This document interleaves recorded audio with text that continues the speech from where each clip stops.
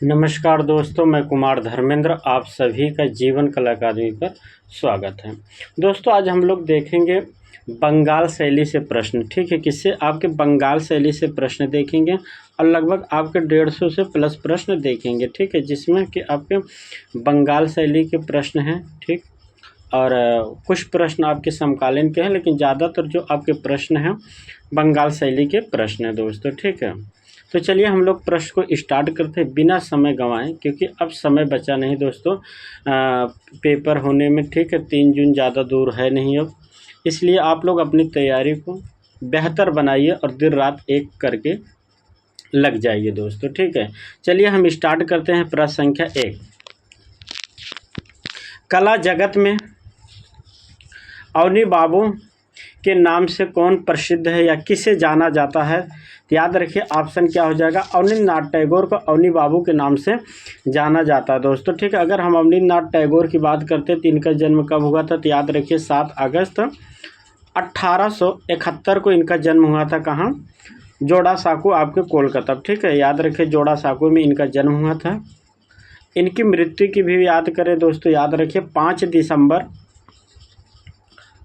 1951 में दोस्तों इनकी मृत्यु हुई थी कोलकाता में। ये भी याद रखिए, क्योंकि अवनींद्रनाथ बंगाल शैली के जनक के रूप में जाने जाते हैं और बहुत महत्वपूर्ण कलाकार हैं दोस्तों, इसलिए इनके बारे में आप एकदम डिटेल जानकारी रखिए। ठीक है, अवनींद्रनाथ टैगोर से। ठीक है, इनकी एक आत्मकथा का नाम है, याद रखिए, वो भी इनकी एक आत्मकथा है जिसका नाम है जोड़ा साकू धारे। ठीक है, जोड़ा साकू धारे इनके आत्मकथा का नाम है, आप याद रखिए, महत्वपूर्ण है दोस्तों। ठीक है, अवनींद्रनाथ टैगोर से याद ये भी रखिए दोस्तों, यह कोलकाता में। ठीक है, अवनींद्रनाथ टैगोर से एक चीज़ और याद रखिए महत्वपूर्ण एग्जाम में, यह कोलकाता आर्ट कॉलेज में शिक्षक के रूप तो प्रिंसिपल के रूप में कब थे? प्रधानाचार्य के रूप में। तो याद रखिए कब थे? 1905 से लेके 15 तक यह प्रधानाचार्य के रूप में थे दोस्तों, याद रखिए।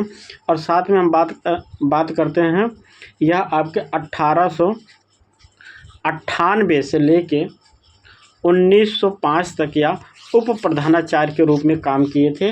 दोनों चीज़ें याद रखिए दोस्तों। ठीक है, इनके हम गुरु की बात करें तो गुरु इनके कौन हैं? पेस्टल रंगों की इन्होंने लिया था शिक्षा, किससे? गिलहार्डी से। याद रखिए, किससे? गिलहार्डी से। इन्होंने रेखा चित्रण की किससे लिया था? तो याद रखिए चार्ल्स पामर्स से दोस्तों। ठीक है, महत्वपूर्ण है दोस्तों। इसके अलावा अगर हम बात करते हैं, इन्होंने जो वास्तु विद्या की शिक्षा लिया तो याद रखिए जापान से। किससे? ताइवान और हिसिदा से इन्होंने वास्तु चित्रण की शिक्षा लिया था। तो दोस्तों यह महत्वपूर्ण इनके बारे में जानकारी थी, मैंने इसलिए इनके बारे में बता दिया, क्योंकि समझिए कि बंगाल शैली के जनक के रूप में जाने जाते हैं, तो इसलिए महत्वपूर्ण है। तो इनसे संबंधित जितनी जानकारी हो सकता आप अपने पास ज़रूर रखिए दोस्तों। ठीक है, बंगाल शैली के कलाकार जितने भी हैं। ठीक है, चलिए हम नेक्स्ट प्रश्न देखते हैं। प्रश्न संख्या 2, असित कुमार हलदार की मधुरता का महान स्मारक कौन सा चित्र को कहा जाता है? तो याद रखिए ऑप्शन आपका डी हो जाएगा, द फ्लेम ऑफ म्यूजिक। प्रश्न संख्या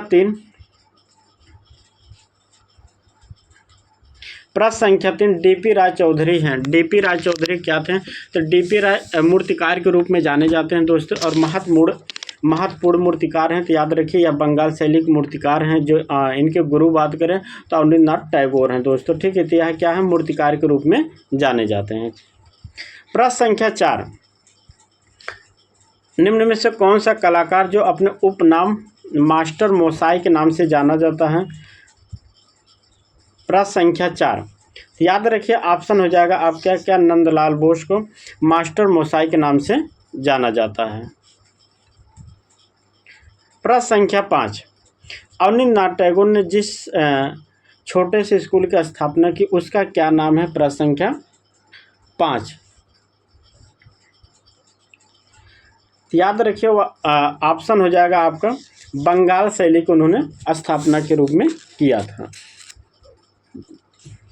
प्रश्न संख्या 6, अवनींद्रनाथ टैगोर का कौन सा चित्र है जो पूर्णतः भारतीय शैली में बना? पूर्णतः भारतीय शैली में अवनींद्रनाथ टैगोर का कौन सा चित्र है? तो याद रखिए दोस्तों, याद हो जाएगा ऑप्शन डी शुक्लाभिसारे। इनका पूर्णतः भारतीय शैली में चित्र बना हुआ है। ठीक है, कौन सा? शुक्लाभिसारे। याद रखिए इनका एक चित्र है जो आपका राधा कृष्ण दोस्तों, यह भी याद रखिए राधा कृष्ण इनका जो चित्र है श्रृंखला, तो याद रखिए इसमें आपके यूरोपीय और भारतीय दोनों माध्यम में बना हुआ है। इनका पहला चित्र है दोस्तों। ठीक है, इनका पहला चित्र कौन सा? राधा और कृष्ण श्रृंखला इनका अवनींद्रनाथ टैगोर का पहला चित्र है, लेकिन यूरोपीय और भारतीय शैली का मिश्रण है। लेकिन जब अगर बात करें पूर्णतः भारतीय शैली में, तो याद रखिए इनका कौन सा चित्र हो जाएगा? शुक्लाभिसारे हो जाएगा। ठीक है, याद रखिए कहाँ संग्रहित, ये भी याद रखिए विक्टोरिया संग्रहालय कोलकाता में संग्रहित है। कहाँ संग्रहित है? विक्टोरिया आर्ट गैलरी में संग्रहित है इनका चित्र दोस्तों। ठीक है, चलिए प्रश्न संख्या बात करते हैं 7। अवनींद्रनाथ टैगोर ने कुल कितने चित्र बनाए थे? अवनींद्रनाथ टैगोर ने कुल कितने चित्र बनाए थे? तो याद रखिए अवनींद्रनाथ टैगोर ने आपके 400 चित्र बनाए थे। प्रश्न संख्या 8। डीपी राय चौधरी की कृति श्रम की विजय कहाँ संरक्षित है, सुरक्षित है? डीपी राय चौधरी की जो मूर्ति है श्रम की विजय कहाँ सुरक्षित है? प्रश्न संख्या आपका 8। तो याद रखिए राष्ट्रीय आधुनिक कला संग्रहालय नई दिल्ली में। ठीक है, आधुनिक कला संग्रहालय नई दिल्ली में, जिसे आप नगमा के नाम से भी जाना जाता है। ठीक, चलिए प्रश्न संख्या 9। भारतीय चित्रकला के नवीन जागृत के पिता कहे जाते हैं। तो नवीन जागृत के पिता कहे जाते हैं कौन? तो याद रखिए दोस्तों अवनींद्रनाथ टैगोर को, A.N. टैगोर को भारतीय चित्रकला का नवीन जागृत का पिता कहा जाता है। प्रश्न संख्या 10। संथाल स्त्रियों है दोस्तों। ठीक है, संथाल स्त्रियों किस कलाकार के प्रमुख चित्रित किया था? किस कलाकार ने संथाल स्त्रियों को चित्रित किया था? स्त्रियों को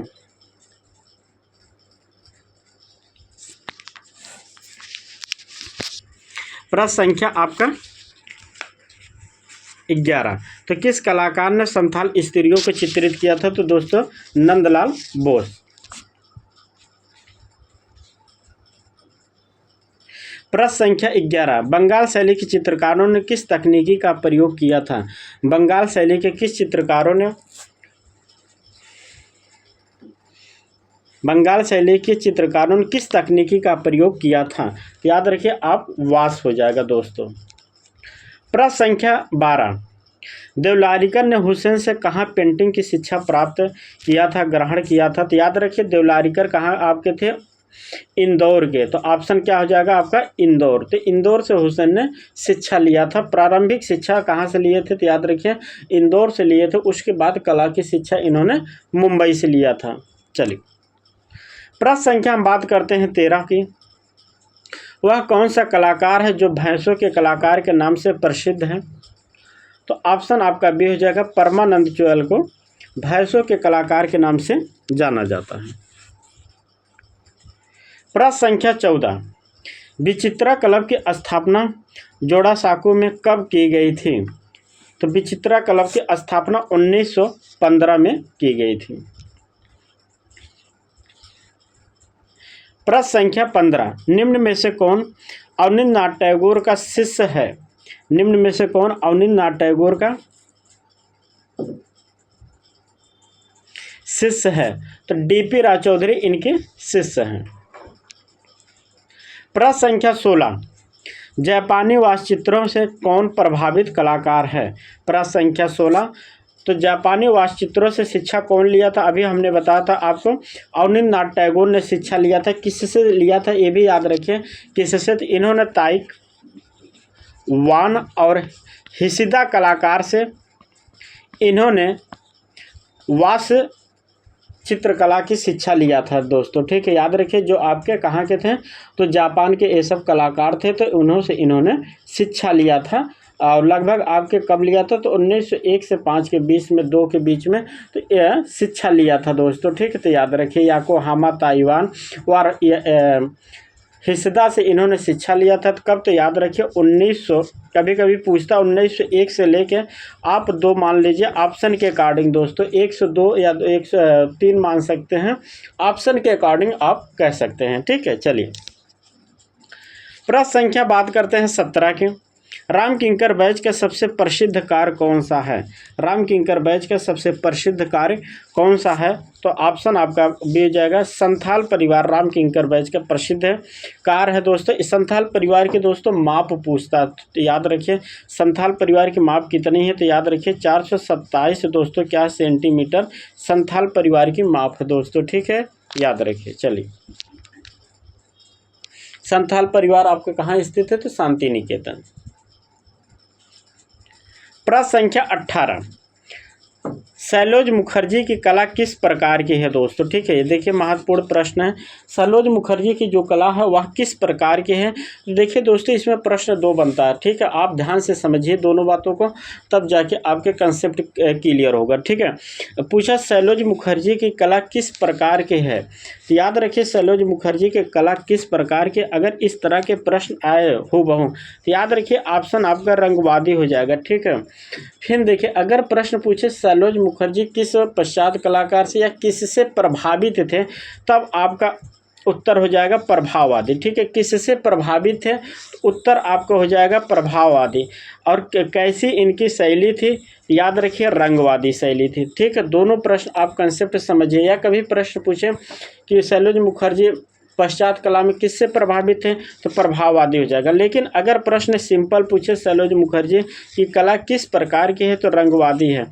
फिर अगर प्रश्न पूछे ये कि सैलोज मुखर्जी किससे प्रभावित थे, तब आंसर आपका प्रभाववादी हो जाएगा दोस्तों। ठीक है, क्योंकि यह प्रभाववादी से प्रभावित होकर इन्होंने अपनी शैली को नाम दिया था रंगवादी। ठीक है, इन्होंने अपनी शैली को नाम दिया था रंगवादी, इसलिए इनको रंगवादी शैली के नाम से जाना जाता है। जैसे चुगताई, अब्दुल रहमान चुगताई की शैली को चुगताई की शैली के नाम से जाना जाता है। तो इस चीज़ों को आप समझिए अच्छे से। ठीक है, उम्मीद करता हूँ आपके कंसेप्ट क्लियर होंगे दोस्तों। ठीक है, तो चलिए दोस्तों हम आगे बढ़ते हैं दोस्तों। और आप लोगों को दोस्तों क्लास अच्छी लगी तो दोस्तों आप लोग ज़्यादा से ज़्यादा वीडियो को शेयर कीजिए और लाइक कीजिए दोस्तों। और जो लोग चैनल को सब्सक्राइब नहीं किए हैं तो प्लीज़ आप लोग चैनल को सब्सक्राइब कर लीजिए दोस्तों। ठीक है, चलिए प्रश्न संख्या 19 की बात करते हैं। निम्न में से कौन मूर्तिकार है? याद रखिए प्रश्न संख्या 19, निम्न में से कौन मूर्तिकार हैं? तो याद रखिए डीपी राज चौधरी आपके मूर्तिकार हैं दोस्तों। अभी मैंने बताया था डीपी राज चौधरी क्या है, मूर्तिकार हैं। और याद रखिए डीपी राज चौधरी के जो शहीद स्मारक या आपके शहीद स्मारक इनकी मूर्ति आती है, और एक है विजय का स्तंभ। दोनों जो मूर्ति है दोस्तों डीपी राज चौधरी की बहुत महत्वपूर्ण है, इस बात को आप याद रखिए। और दोनों को अच्छे से बारे में जानकारी आप एकत्रित कर लिए, क्योंकि एग्जामिनर बार बार डीपी राज चौधरी की जो मूर्ति, ये दोनों है शहीद स्मारक और एक विजय स्तंभ।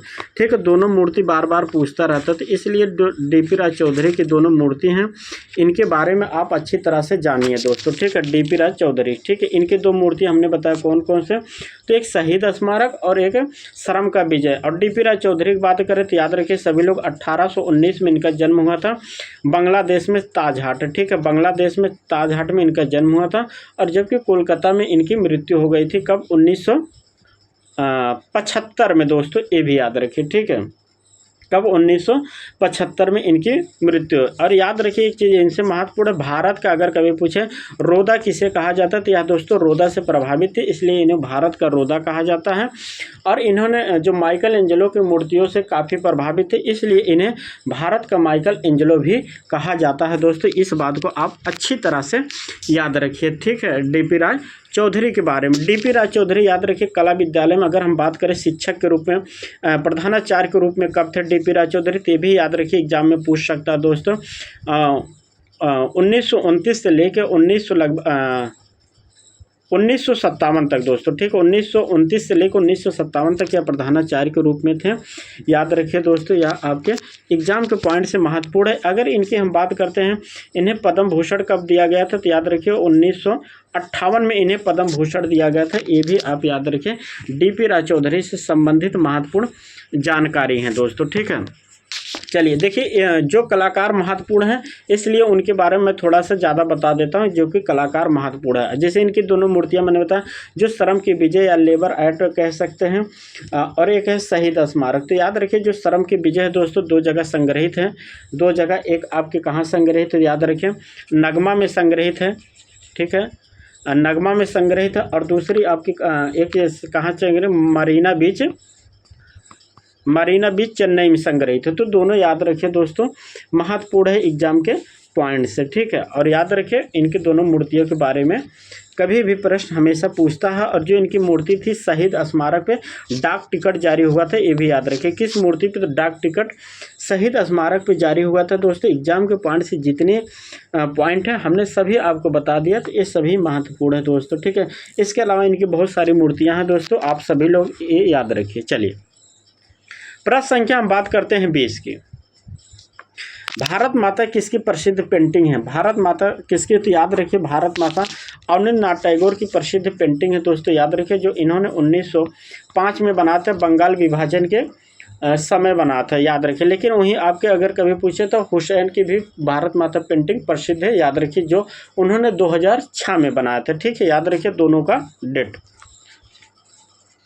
प्रश्न संख्या 21 की बात करते हैं। क्षितिज मजूमदार की कौन से कला से जुड़े थे क्षितिज मजूमदार। प्रश्न संख्या 21, तो याद रखिए यह वास्तु चित्रकला के रूप में जाने जाते हैं, जो अवनी बाबू के शिष्य थे।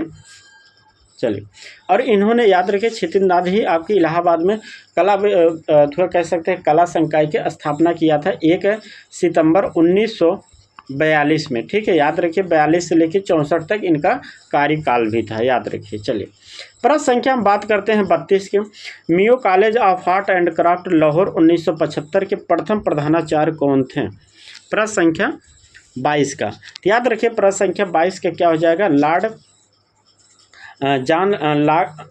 जॉन लॉकवुड किपलिंग हैं आपके लाहौर के दोस्तों, याद रखिए यहाँ महत्वपूर्ण है दोस्तों, ठीक है। और आपके यही आपके हो जाएंगे प्रथम, याद रखिए जे आर्ट कॉलेज मुंबई के, दोनों के हो जाएंगे लॉर्ड किपलिंग दोस्तों, यह आप याद रखिए ऑप्शन के अकॉर्डिंग दोस्तों, ठीक है। ऐसे तो मुंबई के प्रथम एच लाख हैं दोस्तों, लेकिन ऑप्शन के अकॉर्डिंग याद रखिए कि लाहौर के और मुंबई के प्रथम हो जाएंगे लॉकवुड किपलिंग, आप याद रखिए दोस्तों, ठीक है। और मद्रास के और कह सकते हैं मद्रास के और कोलकाता के आपके प्रथम के रूप में E.B. हैबल को जानिए दोस्तों। तो दोनों सारी चीज़ें आप महत्वपूर्ण है दोस्तों, ठीक है। किसे जानिए, देखिए अगर कोलकाता पूछता है तो E.B. हैबल को जानिए, ठीक है। और आपके कोलकाता और मद्रास E.B. हैबल को, ठीक है। लेकिन अगर आपके मुंबई पूछता है और लाहौर, तो आप इनको जानिए दोस्तों, ठीक है। दोनों चीज़ें आप अच्छे से समझिए। मैं इसलिए बताता हूं कुछ कलाकार को, क्योंकि दोस्तों जो एग्ज़ाम के पॉइंट्स हैं इसलिए मैं बता देता हूं कि महत्वपूर्ण है दोस्तों, ठीक है। तो चलिए हम आगे चलते हैं दोस्तों। प्रश्न संख्या 23, जख्म नामक शीर्षक कृति के रचनाकार कौन है। प्रश्न संख्या 23 का, तो ऑप्शन देखते हैं दोस्तों क्या हो जाएगा, सोमनाथ होर। प्रश्न ज़्यादा है दोस्तों, ज़्यादा व्याख्या करेंगे तो वीडियो बहुत लंबी हो जाएगी, ठीक है। चलिए प्रश्न संख्या 24, बंगाल शैली के जनक के रूप में किसे जाना जाता है। तो याद रखिए बंगाल शैली को जनक के रूप में किस कलाकार को जाना जाता है, तो अवनींद्रनाथ टैगोर को, A.N. टैगोर को जाना जाता है बंगाल शैली के जनक के रूप में। प्रश्न संख्या 25, वाश पेंटिंग का आरंभ किस महाविद्यालय से हुआ था दोस्तों। देखिए ये सब महत्वपूर्ण प्रश्न है दोस्तों, बेसिक प्रश्न है, लेकिन एग्जाम में ऐसे प्रश्न आते हैं और जो एग्जाम के पॉइंट से महत्वपूर्ण होते हैं। तो याद रखिए यह आपका क्या हो जाएगा, ऑप्शन सी हो जाएगा कोलकाता। प्रश्न संख्या 26, बंगाल चित्रशैली इनमें से किस विशेषता के कारण जानी जाती है। बंगाल शैली इनमें से किन विशेषता के कारण जानी जाते हैं। तो याद रखिए वाश पेंटिंग के कारण बंगाल शैली जानी जाती है। प्रश्न संख्या 27, भारतीय कला में पुनरुत्थान किससे आरंभ होता है। प्रश्न संख्या 27 का, तो याद रखिए बंगाल शैली होगा दोस्तों। कभी आप कोलकाता स्कूल मत लगा जाइए, हमेशा आप बंगाल शैली को ही प्राथमिकता दीजिए। ऑप्शन में ना हो तब आप कभी कोलकाता लगा देना, ठीक है। याद रखिए इस बात को। चलिए प्रश्न संख्या 28, बंगाल पुनरुत्थान युग के प्रवर्तक हैं। तो याद रखिए ऑप्शन क्या हो जाएगा दोस्तों इसका, बंगाल शैली के पुनरुत्थान के प्रवर्तक माने जाते हैं अवनींद्रनाथ टैगोर। तो ऑप्शन आपका बी हो जाएगा, अवनींद्रनाथ टैगोर को जाना जाता है।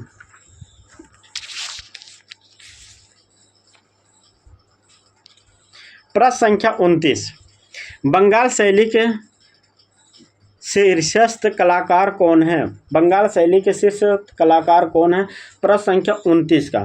तो देखिए अवनींद्रनाथ टैगोर हैं, तो तब तक आप अगर ऑप्शन में अवनींद्रनाथ टैगोर हैं तो आप अवनींद्रनाथ टैगोर को ही हमेशा लगाइए दोस्तों। अवनींद्रनाथ टैगोर ऑप्शन में नहीं होंगे तो ऑप्शन के अकॉर्डिंग आंसर बदल सकता है, ठीक है, लेकिन मुख्य रूप से अवनींद्रनाथ टैगोर ही हैं, ठीक है। चलिए प्रश्न संख्या बात करते हैं 30 की। भारतीय आधुनिक चित्रकला का इतिहास आरंभ होता है। तो याद रखिए, हमेशा मैंने आपको बताया है कि कहाँ से, जब कभी आपको बंगाल स्कूल है या बंगाल शैली है तो भारतीय चित्रकला का जो प्रारंभ होता है तो बंगाल स्कूल से, या कभी पूछे वास्तु चित्रकला का प्रारंभ तब भी बंगाल लगाइए, पुनरुत्थान का कहाँ से हुआ तब भी बंगाल लगाइए। तीनों का आंसर हमेशा एक होगा दोस्तों। ऑप्शन के अकॉर्डिंग आप कभी भले लगा दीजिए कोलकाता शांति निकेतन, ठीक है, लेकिन जब तक बंगाल स्कूल है ऑप्शन में तब तक आप इन्हीं को ही लगाइए दोस्तों, ठीक है। उम्मीद करता हूँ आप बातों समझ सकते हैं दोस्तों, क्योंकि बेसिक प्रश्न है, ऐसे प्रश्न एग्जाम में आप लोग गलत कर देते हैं, ठीक है। चलिए प्रश्न संख्या 31 की बात करते हैं। भारतीय चित्रकला में पुनर्जागरण का श्रेय किस कलाकार को जाता है? तो पुनर्जागरण का श्रेय किस कलाकार को जाता है? अभी हमने बताया, जब तक आपके बंगाल शैली ऑप्शन में है इसको मत छोड़िए, बंगाल ऑप्शन में ना हो तब आप कोलकाता या शांति निकेतन लगा सकते हैं, क्योंकि ऑप्शन में कभी कभी बंगाल शैली नहीं भी देता है, ठीक है। क्यों? क्योंकि वो आपको कन्फ्यूज करने बदले कि आप पढ़ रहे हैं कि नहीं, जानकारी है कि आपको बस ऐसे पेपर देने चले आए हैं, ठीक है। चलिए प्रश्न संख्या बात करते हैं 32 के। औरंगजेब का बुढ़ापा किसका चित्र है? औरंगजेब का जो बुढ़ापा चित्र है दोस्तों किस कलाकार ने बनाया है? तो याद रखिए यह किसका है, तो आपका अवनी बाबू का चित्र है और फेमस चित्र है दोस्तों, एग्जाम में बार बार पूछता रहता है, ठीक है। तो किसका चित्र है? तो याद रखिए अवनींद्रनाथ टैगोर का। ऑप्शन आपका क्या हो जाएगा? बी हो जाएगा।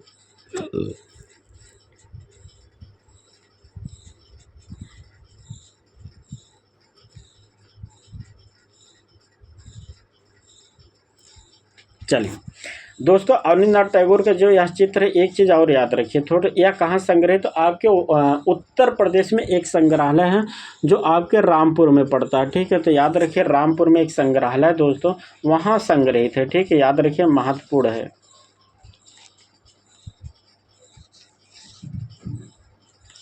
प्रश्न संख्या 33। अवनींद्रनाथ टैगोर ने किस माध्यम में अपने चित्र बनाए थे? तो वाष्प माध्यम में। प्रश्न संख्या 34। अवनींद्रनाथ टैगोर के प्रारंभिक कला गुरु कौन थे दोस्तों? अवनींद्रनाथ टैगोर के प्रारंभिक गुरु कौन थे? अभी हमने आपको सब बताया है। तो दोस्तों अवनींद्रनाथ टैगोर के प्रारंभिक गुरु कौन थे? तो याद रखिए ऑप्शन प्रश्न संख्या 34 का। तो याद रखिए इटालियन के कलाकार थे, गिलहार्डी थे दोस्तों। याद रखिए एग्जाम में प्रश्न आने की संभावना दोस्तों। अवनींद्रनाथ टैगोर के और राजा रवि वर्मा के गुरु कौन थे? तो अच्छे से आप रट लीजिए। तो गिलहार्डी कहने का मतलब इटली के थे गिलहार्डी, इनके जो गुरु थे। और इन्होंने ये भी प्रश्न याद रखिए कि इनसे कौन सी शिक्षा लिया था, ये भी याद रखिए। गुरु तो हैं लेकिन शिक्षा कौन से लिया था? तो याद रखिए ये भी आप इन्होंने तेल रंग और पेस्टल की शिक्षा लिया था, ठीक है। तेल रंग और पेस्टल की शिक्षा लिए थे अवनी बाबू किससे? तो याद रखिए गिलहार्डी से लिए थे। इसके अलावा इनके जो गुरु थे मैंने बताया था, रेखा चित्रण की शिक्षा किससे लिया था? तो याद रखिए चार्ल्स पामर्स से इन्होंने रेखा की शिक्षा लिया था। इसके अलावा हमने अभी बताया था वास्तु चित्रकला की शिक्षा किससे लिया था? तो वास्तु चित्रकला की शिक्षा हमने बताया था इन्होंने आपके जापानी जो कलाकार थे हिसदा, ठीक है, ताइवान और हिसदा से इन्होंने जापान की शिक्षा लिया था। कब लिया था वो भी हमने बताया था आपको, 1901 से लेके आप 2 या 3 के बीच में इन्होंने वास्तु चित्रण की शिक्षा लिया था। तो सारी चीज़ें मैं बता रहा हूं दोस्तों, ये सभी कलाकार आपको महत्वपूर्ण हैं, इसलिए आपको थोड़ा सा डिटेल में बता देता हूं दोस्तों, ठीक है। ऐसे तो सभी प्रश्न मैं डिटेल में बता सकता हूं, लेकिन वीडियो लंबी हो जाएगी और इस समय पेपर आपका लगा है तो कोई समय आपका चला जाएगा, ठीक है। चलिए जहाँ मुझे लग रहा है महत्वपूर्ण है दोस्तों, आपके कन्फ्यूजन है, मैं वहाँ बता दे रहा हूँ, ठीक है। देखिए सारी चीज़ें लिखना संभव नहीं है, इसलिए मैं बोल के ज़्यादा आपको बता बता रहा हूँ, ठीक है। चलिए, प्रश्न संख्या हम बात करते हैं 35 के। निम्न में से कौन सा वास शैली से संबंधित नहीं है दोस्तों, ठीक है। एग्जाम हॉल में एक चीज़ आप जरूर देखना दोस्तों, किसमें नहीं पूछा एग्जाम हॉल में नहीं पे आप पहले एक काम करिए, प्रश्न में जैसे ही दोस्तों आपको नहीं मिले तुरंत आप अंडरलाइन कर देना। अगर आप अंडरलाइन नहीं किए तो प्रश्न आपके 50% समझिए आपके गलत होने के चांस है, क्योंकि एग्जाम हॉल में इतने प्रेशर में आदमी नहीं को हाँ समझ लेता, हाँ को नहीं, ठीक है। तो इसलिए आप उसको अंडरलाइन कर देंगे तो जिससे कि आपके याद हो जाएगा और आपकी जो निगाहें तुरंत आप पे पड़ेगी कि नहीं पूछा है, ठीक है। इस बात को याद रखें। तो प्रश्न संख्या हम बात करते हैं 35 में, तो क्या हो जाएगा, कौन सा वास्तुचित्र शैली से संबंधित नहीं है। तो यह जी श्रीखंडे आपको वास्तुचित्रकला से संबंधित नहीं है, क्योंकि यह एक मूर्तिकार के रूप में जाने जाते हैं। प्रश्न संख्या 36, औरंगजेब का बुढ़ापा नामक चित्र कहाँ सुरक्षित है। दोस्तों देखो, अभी हमने आपको पहले बताया कि रामपुर संग्रहालय या पुस्तकालय है आपके संग्रहित है। प्रश्न संख्या 37, वास्तु चित्रण पद्धति के जन्मदाता कौन है। वास्तु पद्धति चित्रण के जन्मदाता कौन है, तो याद रखें अवनींद्रनाथ टैगोर हो जाएंगे। प्रश्न संख्या 38, डीपी राजचौधरी कहाँ के प्रिंसिपल थे। डीपी राजचौधरी कहाँ के प्रिंसिपल थे, तो याद रखिए दोस्तों, अभी मैंने आपको एक बार बताया था कि डीपी राजचौधरी कहाँ के प्रिंसिपल थे। तो महत्वपूर्ण है, या आपके मद्रास के प्रिंसिपल के रूप में जाने जाते हैं। कहाँ, मद्रास के प्रिंसिपल थे। याद रखिए कब से, ये भी हमने बताया था कब, 1929 से लेकर और लगभग आपके 57 तक या डीपी राजचौधरी मद्रास कला विद्यालय के प्रधानाचार्य के रूप में थे। तो दोस्तों यह जो डेट मैं बता रहा हूँ यह महत्वपूर्ण है, याद रखिए। और डीपी राजचौधरी एक मूर्तिकार के रूप में जाने जाते हैं, सब लोग जानते हैं। इनकी दो मूर्ति अपनी बताएं कि शर्म का विजय है और एक शहीद स्मारक, ठीक है। दो मूर्ति शहीद स्मारक आपके कहाँ है, पटना में संग्रहित है। जबकि आपको शर्म का विजय जो मूर्ति हमने बताया कि आपको नगमा में संग्रहित है। साथ में आपको होगा चेन्नई बीच, आपको तो मरीना बीच चेन्नई में संग्रहित है, ठीक है। दोनों चीज़ें आप समझिए अच्छे से। चलिए, प्रश्न संख्या हम बात करते हैं 39 के। अवनींद्रनाथ टैगोर का जन्म कहाँ हुआ था। अवनींद्रनाथ टैगोर का तो याद रखिए, जब जोड़ा साकू ऑप्शन में दिया है दोस्तों, ठीक है। तो याद रखिए कि आप जोड़ा साकू ऑप्शन में दिया है तो आप प्राथमिकता इसे दीजिए, नहीं दिया है तब आप कोलकाता को लगाइए, ठीक है। दोनों चीज़ों को समझिए, ठीक है। कब हुआ था ये भी अभी 1871 में इनका जन्म हुआ था। मृत्यु कब हुई थी, 1951 में इनकी मृत्यु हो गई थी कोलकाता में ही, ठीक। प्रश्न संख्या 40 है, भारत माता पेंटिंग के निर्माता कौन है। तो भारत माता पेंटिंग के जो निर्माता हैं आपके अवनींद्रनाथ टैगोर हैं दोस्तों। कब बनाए थे ये भी याद रखिए, 1905 में, ठीक है। महत्वपूर्ण है डेट। अब एग्जाम में डेट भी पूछा जा रहा है दोस्तों, ठीक है। तो इसलिए आप जो डेट है महत्वपूर्ण वो भी याद रखिए, ठीक है। चलिए, ट्रम्प ऑफ लेबर या लेपर एट मूर्ति के निर्माता कौन हैं। तो निर्माता कौन है इनके, याद रखिए आपके कौन, अभी हमने बताया था डीपी राजचौधरी हैं। अब ट्रम्प ऑफ लेबर इनकी मूर्ति है कौन है, डीपी राजचौधरी की। याद रखिए कहाँ संग्रहित है दोस्तों, तो याद रखिए अभी हमने बताया दो जगह संग्रहित, एक राष्ट्रीय आधुनिक कला संग्रहालय जिसे आप कह सकते हैं नगमा, ठीक है। दूसरी कहाँ है, चेन्नई बीच आपके मरीना में, ठीक है। मरीना बीच चेन्नई में, ठीक है। दोनों चीज़ें याद रखिए। और एक चीज़ और बता रहा हूँ दोस्तों जो आपको याद रखिए अच्छे से दोनों चीज़ें, ठीक है। जो इनकी मूर्ति है, ठीक है, इनकी जो मूर्ति है ज़्यादातर आप एक चीज़ बताएं, जो मरीना बीच बनाए थे, ठीक है। मरीना बीच वाली जो मूर्ति है इसका अगर समय पूछें तो याद रखिए दोस्तों, देखिए लिखना संभव नहीं है, 1958 और 59 में, याद रखिए कब, 1958-59 में। जबकि जो नगमा में संग्रहित है दोस्तों वह लगभग आपको 1954-55 में इन्होंने बनाया था। ये चीज़ें महत्वपूर्ण हैं दोस्तों, आप याद रखिए, ठीक है। क्या चीज़ें, ये चीज़ें महत्वपूर्ण हैं, आप याद रखिए। माध्यम क्या है, तो याद रखिए कांसा है, ये भी याद रखिए। डीपी राजचौधरी का कौन सा, तो कांसा माध्यम इन्होंने बनाया है।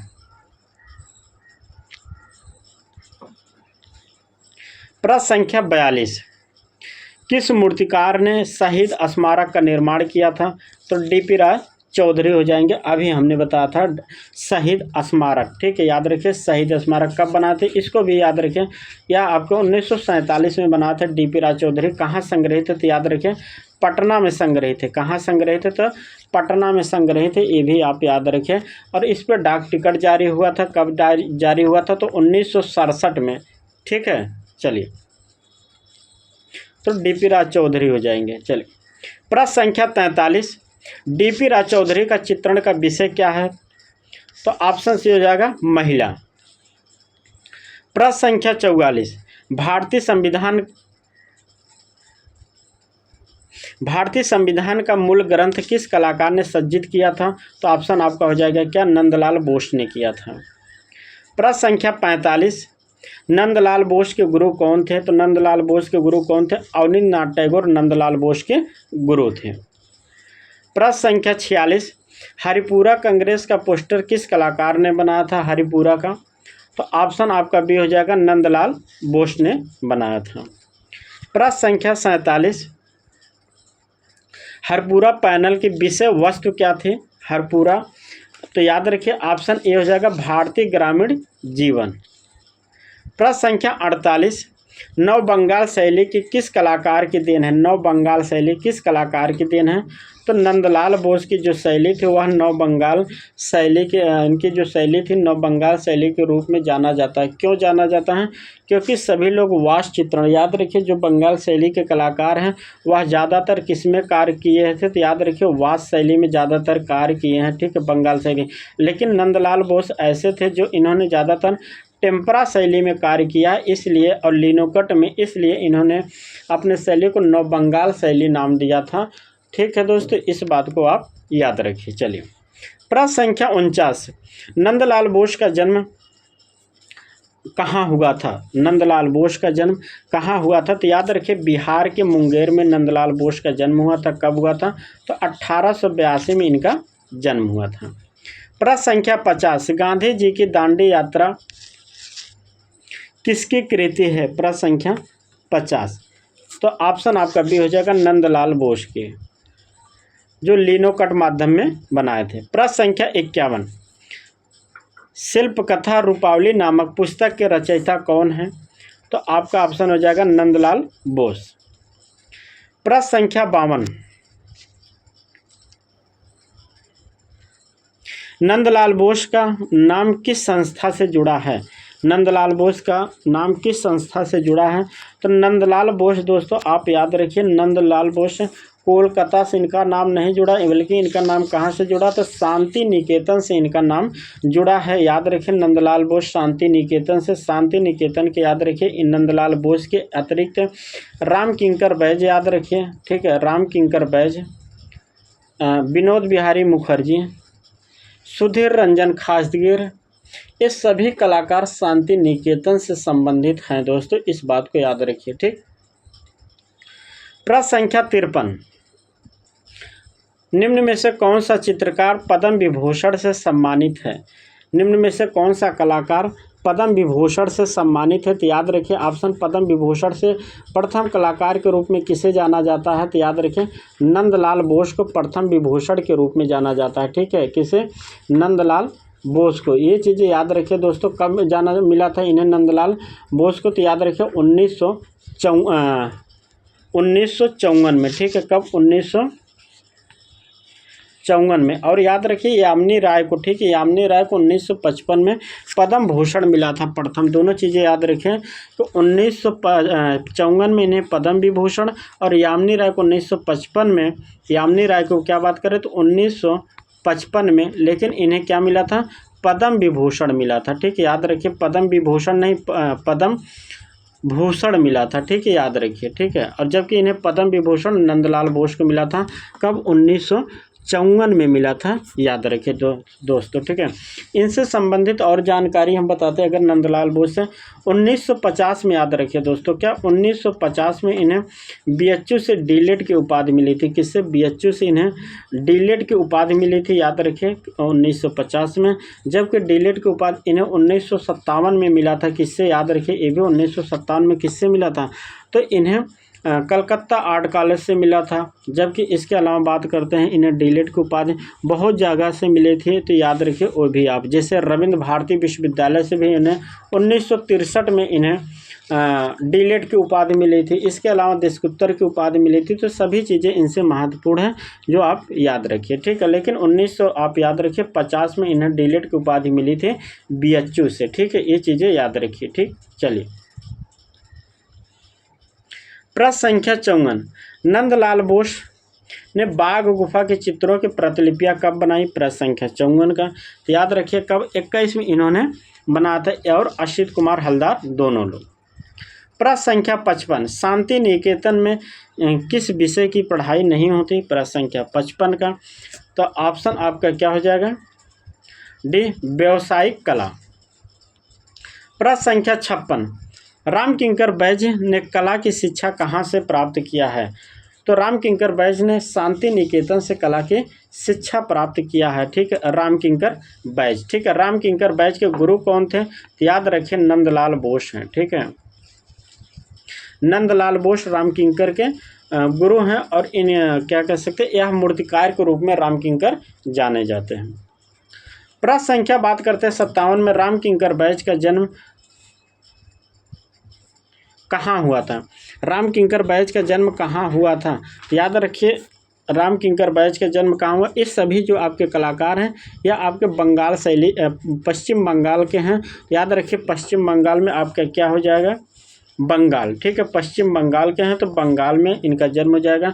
कब हुआ था? अगर रामकिंकर बैज का जो जन्म हुआ था वह आपको 1906 में हुआ था दोस्तों। रामकिंकर बैज का जन्म कब हुआ था? तो याद रखिए 1906 में हुआ था। कहीं कहीं 1910 भी मिलता है, तो याद रखिए ज़्यादातर 1906 मिलता है, तो याद रखिए 1906 में इनका जन्म हुआ था। और यह मूर्तिकार के रूप में जाने जाते हैं। मूर्तिकार के साथ साथ चित्रकार थे, लेकिन मुख्यतः यह मूर्तिकार के रूप में जाने जाते हैं। और किस माध्यम में इन्होंने चित्रण करता थे? तो याद रखिए तैल माध्यम में। और इनकी मूर्तियों का माध्यम क्या था प्रमुख? तो याद रखिए सीमेंट और कंकड़ इनके प्रमुख मूर्तियों का माध्यम था। ये भी आप याद रखिए दोस्तों, रामकिंकर बैज से महत्वपूर्ण है दोस्तों, ठीक है। 1970 में दोस्तों इन्हें, ये भी याद रखिए 1970 में इन्हें पद्म भूषण मिला था। क्या मिला था? तो पद्म भूषण इन्हें 1970 में मिला था रामकिंकर बैज को, ठीक है। इतनी सारी जानकारी रामकिंकर बैज से महत्वपूर्ण है। इनकी मूर्तियों की बात करें, संथाल परिवार है जो अभी हमने बताया था, सीमेंट कंकड़ माध्यम में बनाए हैं। तो कहाँ? शांति संथाल परिवार कहाँ स्थित है? तो शांति निकेतन में स्थित है।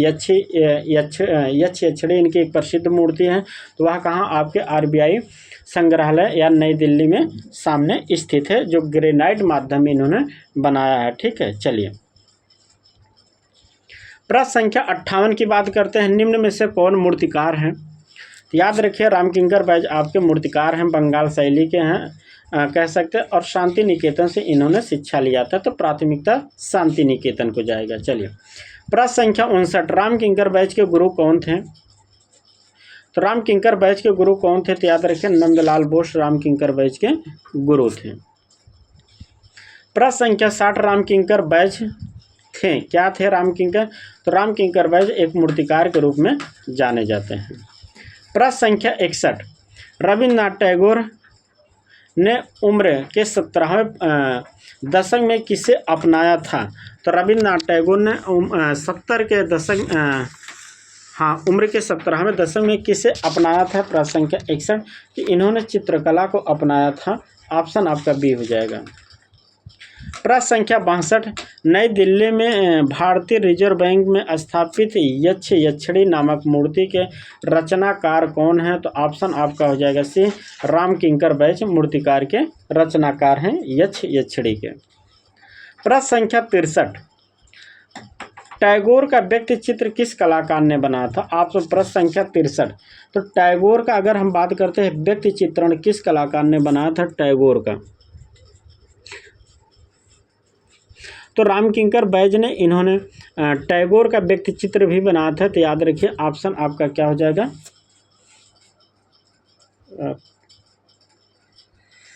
अच्छा, इन्होंने राम किंकर टैगोर के वो बनाते हैं मूर्ति, ठीक है। तो इनका लेकिन मूर्ति बनाते तो व्यक्ति चित्रण पूछा है तो अवनींद्रनाथ टैगोर हो जाएगा दोस्तों, ठीक है। ऑप्शन बी हो जाएगा, अवनींद्रनाथ टैगोर ने इनका बनाया था व्यक्ति चित्रण दोस्तों, ठीक है। याद रखिए क्या, व्यक्ति चित्रण। जबकि मूर्ति बनाए थे, ठीक है, अगर मूर्ति पूछेगा तो राम किंकर बैज हो जाएगा, ठीक है। याद रखिए मूर्ति कौन बनाया था या प्रतिमा कौन बनाया था, तो राम किंकर बैज बनाए थे। और व्यक्ति चित्रण पोर्ट्रेट किसने बनाया था, तो अवनींद्रनाथ टैगोर बनाए थे, ठीक है। दोनों चीज़ें याद है। प्रश्न संख्या 64, लास्ट जर्नी नामक चित्र किस कलाकार ने बनाया था। लास्ट जर्नी नामक चित्र किस कलाकार ने बनाया था, तो याद रखिए अवनींद्रनाथ टैगोर ने बनाया था। लास्ट जर्नी कब बनाए थे वो भी याद रखिए दोस्तों, 1941 में बनाए थे। महत्वपूर्ण है, इन्होंने लास्ट जर्नी बनाया था रविन्द्रनाथ टैगोर की मृत्यु के उपरांत में इन्होंने बनाया था दोस्तों, कब, 1941 में। प्रश्न संख्या हम बात करते हैं 65 के, रविन्द्रनाथ टैगोर की पहचान किस रूप में नहीं होती हैं, तो यह चित्रकार हैं, साहित्यकार हैं, कवि हैं, लेकिन मूर्तिकार के रूप में इनकी पहचान नहीं है, इसलिए इनका ऑप्शन हो जाएगा बी। प्रश्न संख्या 66, निम्नलिखित में से कौन अवन ठाकुर के नाम से प्रसिद्ध हैं या अवनी बाबू के नाम से जाने जाते हैं, तो याद रखिए आंसर क्या हो जाएगा, अवनींद्रनाथ टैगोर। अवन ठाकुर या अवनी बाबू के नाम से अवनींद्रनाथ टैगोर को जाना जाता है। प्रश्न संख्या 67, किसने कांस्य माध्यम में भी मूर्तियां बनाई हैं, किस कलाकार ने कांस्य माध्यम में मूर्ति बनाई है, तो याद रखें सोमनाथ और आपके एक मूर्ति इन्होंने कांस्य माध्यम में बनाई है। सोमनाथ और का जन्म कब हुआ था, 1921 में, ये भी याद रखें। शांति निकेतन में कला भवन की स्थापना किस वर्ष हुई। शांति निकेतन में कला भवन की स्थापना किस वर्ष हुई, तो 1919 में शांति निकेतन में कला भवन की स्थापना हुई। किसने किया था, तो याद रखिए कला भवन के रविन्द्रनाथ टैगोर ने किया था, ये भी याद रखिए महत्वपूर्ण है। प्रश्न संख्या 69, अवनींद्रनाथ टैगोर के चित्र किस प्रकार के हैं। अवनींद्रनाथ टैगोर के चित्र किस प्रकार के हैं, तो अवनींद्रनाथ टैगोर के चित्र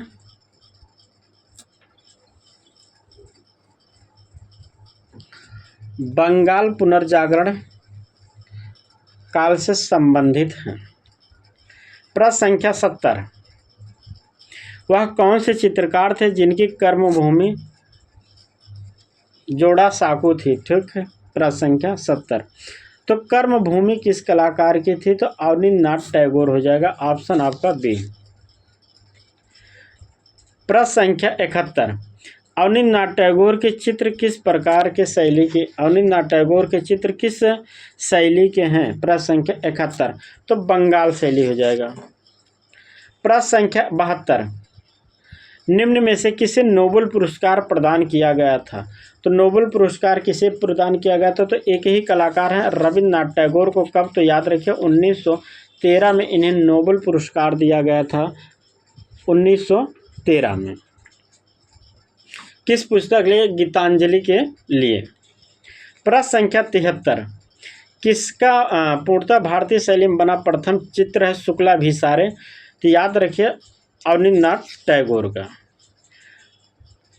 प्रश्न संख्या 74, आधुनिक भारतीय चित्रकारों में किस कलाकार ने मुगल तथा राजस्थानी चित्रों में अपनी अभिव्यक्ति को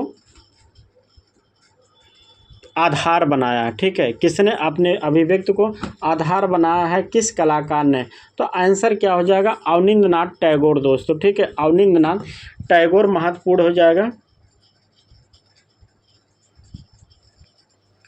तो अवनींद्रनाथ टैगोर हो जाएगा, ठीक है। अवनींद्रनाथ टैगोर, ठीक है। अब याद रखिए एक चीज़ और हम बता रहे हैं आपको, नई चीज़ें, ठीक है। पूछा है कि बंगाल शैली के जो कलाकार हैं मुगल और राजस्थानी शैली में इन्होंने अपनी अभिव्यक्ति किया है या उस शैली में कार्य किया है, ठीक है। तो याद रखिए एक चीज़ें, इन्होंने बंगाल शैली और राजस्थानी शैली के जो चित्र इनके फेमस हैं दोस्तों, इम्पॉर्टेंट याद रखिए इस शैली में कौन से चित्र बनाए, तो कृष्ण श्रृंखला, याद रखिए कृष्ण श्रृंखला और बुद्ध चरित्र श्रृंखला इनकी राजस्थानी शैली और मुगल शैली का सबसे ज़्यादा प्रभाव है।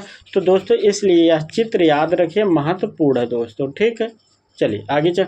दोस्तों आप लोगों को क्लास अच्छी लगती होगी तो आप लोग क्लास को ज़्यादा से ज़्यादा दोस्तों शेयर कीजिए, और जो लोग चैनल पे पहली बार विजिट कर रहे हैं तो आप लोग चैनल को सब्सक्राइब कर लीजिए, और साथ में आप लोग इतना ज़्यादा वीडियो को दोस्तों शेयर कर दीजिए कि मैं प्रतिदिन आपके लिए एक वीडियो प्रतिदिन प्रैक्टिस सेट के या मॉडल के रूप में कराऊं दोस्तों, ठीक है। आप लोग वीडियो शेयर नहीं करते, इसलिए वीडियो प्रतिदिन बनाने का मन नहीं करता, क्योंकि वीडियो बनाने में बहुत समय लगता है और आप लोग वीडियो को शेयर नहीं करते दोस्तों। देखिए प्रश्न बेसिक हैं, लेकिन उसके कंसेप्ट आपको देखो मैं समझा रहा हूँ जो एग्जाम के पॉइंट से महत्वपूर्ण है दोस्तों, ठीक है। चलिए प्रश्न संख्या बात करते हैं 75 के। नंदलाल बोस का जन्म हुआ था तो 1882 में मुंगेर बिहार में।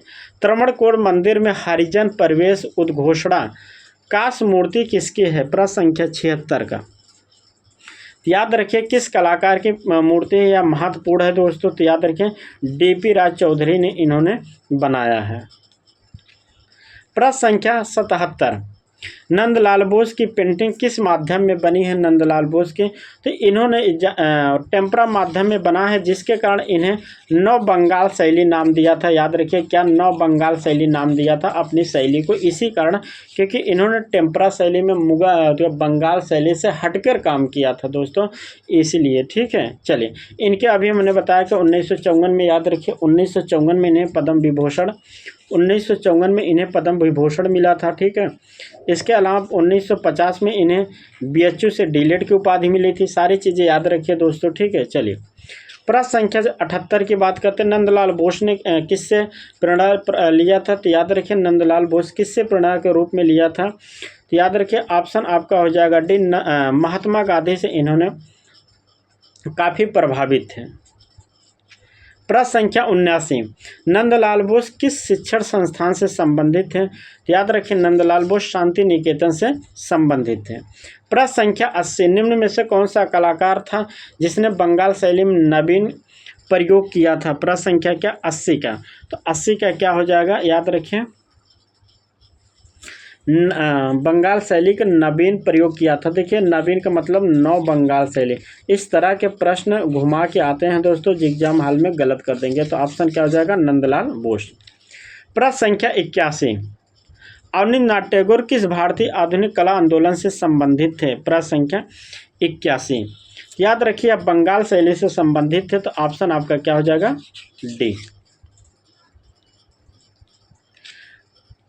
प्रश्न संख्या 82, Indian society of oriental art college के आधारशिला किस कलाकार ने रखा था? दोस्तों देखिए मैं कई बार आपको बता चुका, हमेशा बताता हूँ। बहुत पहले एग्ज़ाम में जब प्रश्न नहीं आए थे दोस्तों, तो उसके पहले भी मैं बता रहा था कि कभी भी अगर देखिए ऐसे कंडीशन आए, ठीक है, कभी ऐसी कंडीशन आए, इस प्रश्न के अलावा मैं बता रहा हूँ, कभी ऐसी कंडीशन आए कि जैसे अगर मैं बात करता हूँ अवनींद्रनाथ टैगोर हों, गगनेंद्र नाथ हो, रविन्द्रनाथ टैगोर, ऐसी कंडीशन कभी आए तो याद रखिए हमेशा अवनींद्र बाबू को ही प्राथमिकता दीजिए, क्योंकि अवनींद्र बाबू ऐसे कलाकार थे पूरे चित्रकला के में ऐसे कलाकार थे। जैसे अगर हम बात करते हैं राजा रवि वर्मा हैं, तो भारत के जो ऐसे प्रथम कलाकार थे जो है कह सकते हैं भारत के महान कलाकारों में गिने जाते हैं। ऐसे आधुनिक चित्रकारों में हम बात करते हैं या बंगाल शैली में, तो अवनींद्रनाथ टैगोर ऐसे महान कलाकार थे जो सबसे शीर्ष कलाकार थे, इसलिए हमेशा अवनींद्रनाथ टैगोर को ही प्राथमिकता दीजिए दोस्तों। इसके अलावा अगर ऐसे प्रश्न आ रहे हैं कि जिसमें आपको कंफर्म पता है कि उसका आंसर रविन्द्रनाथ टैगोर है या गगनेंद्र नाथ टैगोर है, तब तो आप लगा दीजिए। लेकिन अगर कहीं सामूहिक रूप से तीनों लोग काम किए हैं और आपको कंफर्म नहीं पता है, तो ऐसे कंडीशन में आप अवनींद्रनाथ टैगोर को ही हमेशा प्राथमिकता दीजिए, और आपके 99% प्रश्न सही होने के चांस है दोस्तों, ठीक है। तो Indian society of oriental art college की स्थापना दोस्तों कब हुई थी? तो ये भी 1907 में हुई थी। याद रखिए किसने किया था? अवनींद्रनाथ टैगोर और गगनेंद्र नाथ टैगोर दोनों मिलके किए थे। लेकिन अगर ऑप्शन के अकॉर्डिंग दोस्तों, ठीक है, अगर ऑप्शन में देखिए अवनींद्रनाथ टैगोर है तो आप अवनींद्रनाथ टैगोर को लगाइए, नहीं है तो आप गगनेंद्र नाथ टैगोर को लगाइए, ठीक है। देखिए दोनों चीज़ें समझ गए आप। अगर ऑप्शन में अवनींद्रनाथ टैगोर हैं, ठीक है, तो आप अवनींद्रनाथ टैगोर को लगाइए, अवनींद्रनाथ टैगोर नहीं है तो आप गगनेंद्र नाथ टैगोर को लगा दीजिए, ठीक। प्रश्न संख्या 83, कांग्रेस के लखनऊ अधिवेशन की अध्यक्षता नंदलाल बोस के साथ मिलकर म्यूरल चित्र बनाए थे। कौन बनाया था? प्रश्न संख्या 83 का महत्वपूर्ण प्रश्न है दोस्तों, यह वेरी वेरी इंपॉर्टेंट प्रश्न है। तो यामिनी राय ने बनाया था। ठीक है, कौन? यामिनी राय। अब आपको एक चीज़ और बताता हूँ, यामिनी राय के साथ याद रखें कृपाल सिंह शेखावत हैं दोस्तों, इनको भी आप याद रखें। इसके अलावा राम मनोहर सिन्हा हैं, ये बहुत सारे कलाकार थे दोस्तों। तो ये सभी चीज़ों को आप याद रखें। और कुछ समय के लिए दोस्तों नंदलाल बोस के साथ दोस्तों इनके साथ असित कुमार भी गए थे। ठीक है, लेकिन मुख्य रूप से आप नंदलाल बोस यामिनी राय को ही आप समझिए। ठीक है, और जिसमें शीर्ष कलाकार के रूप में नंदलाल बोस हैं। ठीक है सर, उम्मीद करता हूँ आपको सारे कंसेप्ट क्लियर हो रहे होंगे दोस्तों। ठीक है, चलिए आगे चलते हैं। प्रश्न संख्या 84, निम्न में इनमें से कौन अवनींद्रनाथ टैगोर के शिष्यों में नहीं है? तो डी.पी. राय चौधरी हैं आपके शिष्य। प्रश्न ऐसे पूछता है अवनींद्रनाथ टैगोर के शिष्यों में कौन मूर्तिकार हैं? तो डी.पी. राय चौधरी हैं, असित कुमार हलदार हैं, नंदलाल बोस हैं। लेकिन गोपाल घोष नहीं है दोस्तों, यह महत्वपूर्ण है। गोपाल घोष आपके याद रखिए किस कलाकार के हैं? तो यह कोलकाता ग्रुप के कलाकार हैं। ठीक है, किस ग्रुप के कलाकार हैं? तो कोलकाता ग्रुप के। और इनके ग्रुप कौन है? तो याद रखिए शैलेंद्र नाथ डे हैं, जो बंगाल शैली के कलाकार के रूप में जाने जाते हैं। प्रश्न संख्या 85, शांति निकेतन में मध्ययुगीन संत के चित्र किस कलाकार ने बनाया था? वो भी आपके भित्ति चित्रण बनाए थे। किस कलाकार ने बनाया था? तो याद रखिए विनोद बिहारी मुखर्जी। प्रश्न संख्या 86, इनमें से कौन बंगाल शैली का चित्रकार नहीं है? बंगाल शैली का चित्रकार कौन इनमें से नहीं है? तो याद रखिए ईश्वरी प्रसाद आपके बंगाल शैली के चित्रकार नहीं, यह बल्कि आपके कहाँ के हैं? तो कंपनी शैली के चित्रकार हैं ईश्वरी प्रसाद। प्रश्न संख्या 87, आधुनिक भारतीय चित्रकला का पितामह किसे कहा जाता है? आधुनिक भारतीय चित्रकला का पितामह किसे कहा जाता है दोस्तों? महत्वपूर्ण प्रश्न, याद रखें। तो आधुनिक भारतीय चित्रकला का पितामह किसे कहा जाता है? तो अवनींद्रनाथ, ऑप्शन अवनींद्रनाथ टैगोर को कहा जाता है। ठीक है, अवनींद्रनाथ टैगोर को कहा जाता है आधुनिक भारतीय चित्रकला का पितामह। ठीक है, एक चीज़ याद रखिए, अगर आधुनिक भारत का प्रथम पिता या पितामह कुछ भी पूछे और ऑप्शन में अवनींद्रनाथ टैगोर है तो आप अवनींद्रनाथ टैगोर को ही लगाइए। ठीक है, जब प्रश्न ऐसे पूछा आधुनिक भारतीय चित्रकला का प्रथम चित्रकार या प्रथम पिता के रूप में, तब आप रविन्द्रनाथ टैगोर लगाइए। ठीक है, कंसेप्ट हमेशा अलग अलग होते हैं दोस्तों, शब्दावली का बहुत अंतर होता है। ठीक है, चलिए प्रश्न संख्या 88 की बात करते हैं। कलकत्ता आर्ट कॉलेज के प्रधानाचार्य कौन थे? कलकत्ता आर्ट कॉलेज के प्रधानाचार्य के रूप में कौन थे? तो याद रखिए E.B. हैबल थे। E.B. हैबल कलकत्ता, और याद रखिए कलकत्ता और मद्रास के दोनों के प्रधानाचार्य थे। कौन? E.B. हैबल।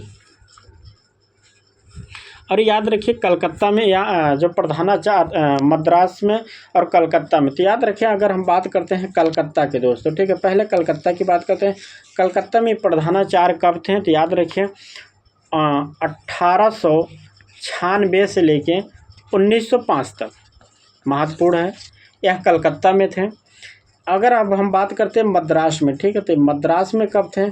याद रखिए मद्रास में प्रथम थे, पहले मद्रास में, तब फिर कलकत्ता में। तो 1884 से लेके 96 तक, ठीक है, मद्रास आर्ट कॉलेज में प्रधानाचार्य के रूप में थे E.B. हैबल। दोस्तों E.B. हैबल का जन्म कहाँ हुआ था? तो याद रखिए E.B. हैबल आपके इंग्लैंड के कलाकार थे। कहाँ के? E.B. हैबल कहाँ के थे? तो आपके इंग्लैंड के कलाकार थे, जो 1861 में इनका जन्म हुआ था। याद रखिए कब जन्म हुआ था? 1861 में इनका जन्म हुआ था इंग्लैंड में दोस्तों। ठीक है, चलिए इनके बहुत सारे पुस्तक भी हैं, याद रखिए।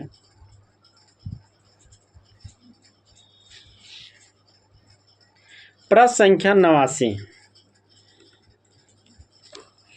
इनमें से कौन असंबंध बताना है? तो कौन हो जाएंगे?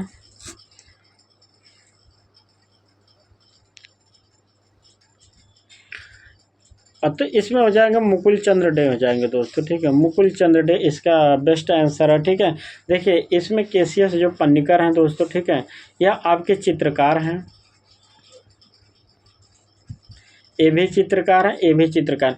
लेकिन मुकुलचंद डे आपके क्या है, एक प्रकार कह सकते हैं प्रिंट मेकर के रूप में जो मुकुलचंद डे को जाना जाता है, ठीक है, ग्राफिक कलाकार, इसलिए यह सभी से भिन्न है। प्रश्न संख्या 90, प्रोफेसर मदन लाल नागर थे। प्रोफेसर मदन लाल नागर क्या थे, तो चित्रकार थे। प्रश्न संख्या 91, प्रख्यात मूर्तिकार चिंतामणिकर निम्न में से किस ललित कला प्रधानाचार्य थे। तो यह कहाँ के आपके प्रधानाचार्य थे, चिंतामणिकर। तो याद रखिए चिंतामणिकर जो थे आपके प्रधानाचार्य के रूप में कहाँ कार्य किए थे, तो कलकत्ता आर्ट कॉलेज में, ठीक है, कलकत्ता आर्ट कॉलेज में इन्होंने प्रधानाचार्य के रूप में कार्य किया था। और शिक्षा भी इन्होंने कहाँ से लिया था, तो कलकत्ता आर्ट कॉलेज से, याद रखिए। प्रश्न संख्या 92, पैन एशियनिज्म किससे संबंधित है। प्रश्न संख्या 92 में, तो ऑप्शन ए हो जाएगा एशियाई कला की अवधारणा से, ठीक है, एशियाई कला की अवधारणा से प्रश्न संख्या 92 का क्या हो जाएगा, ऑप्शन ए हो जाएगा। प्रश्न संख्या 93, लखनऊ कला महाविद्यालय के प्रथम भारतीय प्राचार्य कौन थे।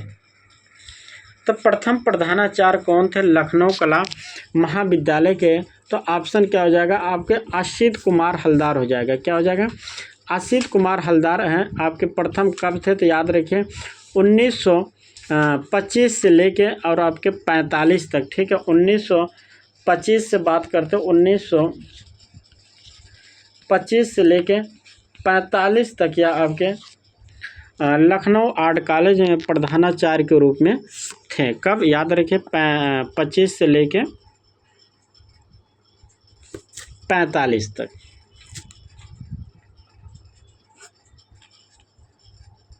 और भारत के प्रथम जो थे भारतीय कलाकारों में प्रथम थे, ठीक है, याद रखिए। जैसे पूछता है कि लखनऊ कॉलेज के प्रथम भारतीय, तो भारतीय के रूप में प्रथम थे, जबकि यह भारतीय के रूप में प्रथम थे, लेकिन लखनऊ कॉलेज के प्रथम प्रधानाचार्य नहीं थे, ये भी आप याद रखिए।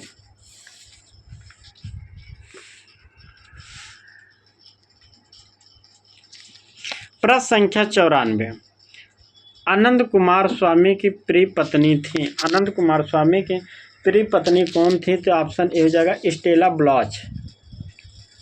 प्रश्न संख्या 85 का, वर्ष 2008 में प्रकाशित पेंटिंग ऑफ अवनींद्रनाथ टैगोर प्रसिद्ध पुस्तक है, किस कलाकार की पुस्तक है। प्रश्न संख्या 95 का, पेंटिंग ऑफ अवनींद्रनाथ टैगोर, तो यह पुस्तक किस कलाकार ने लिखा है, तो ऑप्शन याद रखें आर सी कुमार की पुस्तक है, जो अवनींद्रनाथ टैगोर के नाम से इन्होंने लिखा था, पेंटिंग ऑफ अवनींद्रनाथ टैगोर। कब लिखा था, 2008 में। प्रश्न संख्या 96, इनमें से कौन कलाकार आज बंगाल का प्रसिद्ध कलाकार के रूप में जाना जाता है, तो गणेश आपके हालोई आपके बंगाल शैली के प्रसिद्ध कलाकार के रूप में जाने जाते हैं। प्रश्न संख्या 97, अवनींद्रनाथ टैगोर के पुनर्जागरण काल में तकनीकी दृष्टिकोण से भारतीय चित्रकला की क्या देन है, तो ये क्या देन है, तो इन्होंने वास्तु चित्रण भारतीय चित्रकला में जन्मदाता के रूप में जाने जाते हैं।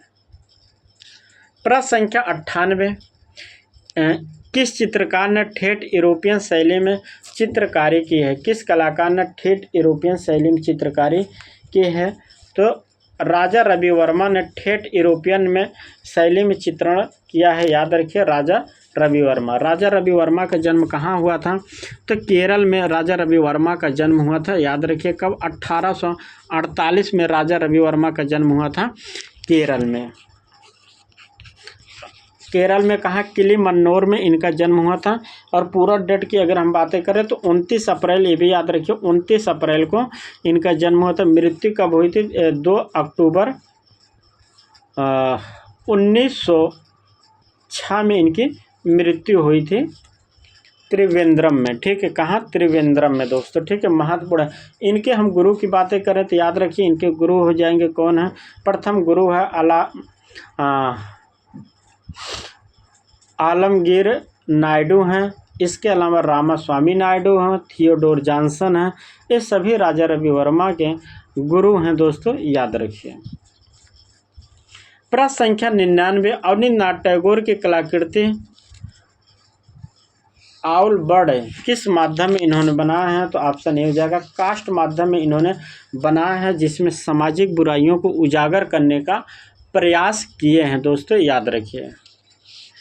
प्रश्न संख्या 100, तो दोस्तों हम लोग शतक पे आ गए हैं। चलिए देखिए दोस्तों, जहां महत्वपूर्ण लगता है मैं वहीं व्याख्या करता हूं, ठीक है, जिससे कि आपका सब कुछ जानकारी अतिरिक्त आपको मिल जाए दोस्तों, ठीक है। आप लोगों को दोस्तों क्लास अच्छी लगे तो आप लोग क्लास को ज़्यादा से ज़्यादा शेयर कीजिए और लाइक करिए दोस्तों, वीडियो को लाइक ज़रूर आप लोग किया कीजिए दोस्तों। और जो लोग चैनल पे पहली बार विजिट कर रहे हैं तो चैनल को सब्सक्राइब ज़रूर कर लीजिए आप लोग दोस्तों, क्योंकि आपको प्रतिदिन कुछ ना कुछ नई वीडियो देखने को मिलेगा, जिससे कि एग्ज़ाम के पॉइंट से महत्वपूर्ण है दोस्तों, ठीक है। किस कलाकार ने काष्ठ और कपड़े में कुटुम्बकाटम शिल्प कृतियों की रचना किया है? प्रश्न संख्या 100 का, तो याद रखिए अवनींद्रनाथ टैगोर हो जाएगा ऑप्शन। प्रश्न संख्या 101, अवनींद्रनाथ टैगोर के दल में निम्न में से कौन नहीं था? ठीक है, कौन दल में नहीं था? ठीक है, नहीं था। तो अब 101 नंबर का, तो याद रखिए सुरेंद्रनाथ हैं और यस गुप्ता आपके बंगाल शैली कलाकार हैं, नंदलाल असीत हैं, शैलेंद्र नाथ डे हैं और शारदा चरण वकील भी हैं, जबकि रवि शंकर आपके बंगाल शैली के कलाकार के रूप में नहीं जाने जाते हैं।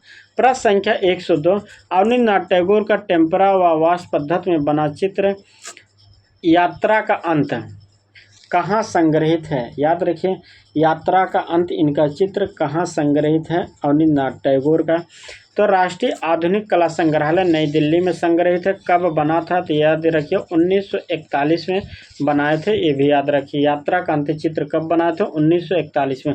दोस्तों एग्जाम में अब डेट भी पूछना लगा, इसलिए डेट आपको महत्वपूर्ण है दोस्तों, याद रखें। जो एग्जाम के पॉइंट से महत्वपूर्ण चित्र हैं सबका याद नहीं करना दोस्तों, जो बंगाल शैली कुछ ग्रुप हैं जो एग्जाम के पॉइंट से लगे, जैसे कि जो महत्वपूर्ण चित्र हैं, जैसे आपके भारत माता हो गए या सांवरी, इस तरह के चित्र है, या आपके, तो इस तरह के जो चित्र हैं आपको याद रखना पड़ेगा, महत्वपूर्ण चित्र, ठीक है। चलिए प्रश्न संख्या 103, अवनींद्रनाथ टैगोर प्रवर्तक हैं, किस के प्रवर्तक हैं अवनींद्रनाथ टैगोर? तो याद रखिए भारतीय परंपरा व यूरोपीय अर्थात के प्रवर्तक के रूप में जाना जाता अवनींद्रनाथ टैगोर को, ठीक है। भारतीय परंपरा और यूरोपीय अर्थात के रूप में इन्हें प्रवर्तक के रूप में जाना जाता अवनींद्रनाथ टैगोर को।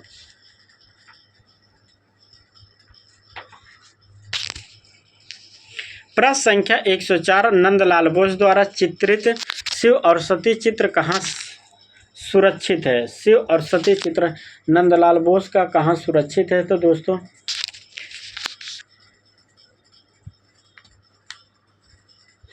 ऑप्शन देखते हैं 104 का, ठीक है। तो यह संग्रहित है आपका राष्ट्रीय कला संग्रहालय नई दिल्ली में। दोस्तों ऑप्शन बी हो जाएगा क्या? राष्ट्रीय कला संग्रहालय नई दिल्ली में।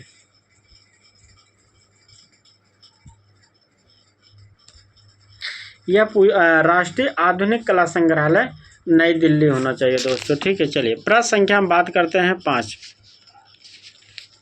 नंदलाल बोस ने अपना प्रसिद्ध चित्र दांडी मार्च किस विधि में बनाया था? दांडी मार्च नंदलाल बोस ने दांडी मार्च जो चित्र है दोस्तों किस विधि में बनाया था नंदलाल बोस? तो इन्होंने लिनो कट में बनाया था, तो ऑप्शन आपका क्या हो जाएगा? D लिनो cut.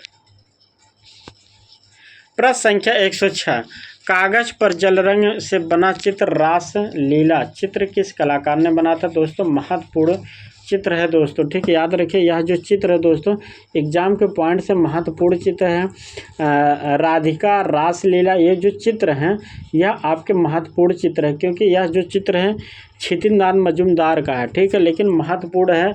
याद रखिए रासलीला के साथ साथ आप राधिका भी याद रखिए, ठीक है। राधिका जो चित्र है दोस्तों इनका और रासलीला दोनों महत्वपूर्ण है क्षितिज मजूमदार का। ठीक है, याद रखिए एग्जाम के पॉइंट से महत्वपूर्ण है। और क्षितिज मजूमदार बताते 1 सितंबर 1942 को इन्होंने इलाहाबाद विश्वविद्यालय में ललित कला विभाग के कह सकते हैं या कला विभाग की स्थापना के रूप में इन्हें जाना जाता है। जो इन्होंने ललित कला विभाग अध्यक्ष में 1942 से लेकर 64 तक इन्होंने अपनी सेवा के रूप में कार्य किए हैं। ठीक है, प्रश्न संख्या 160, मोहम्मद अब्दुल रहमान चुगताई का प्रसिद्ध चित्र राधिका कहाँ सुरक्षित है दोस्तों। ठीक है, देखिए अभी हमने बताया राधिका कहाँ सुरक्षित है, क्योंकि महत्वपूर्ण ये सभी प्रश्न हैं दोस्तों। ठीक है, अब्दुल रहमान चुगताई,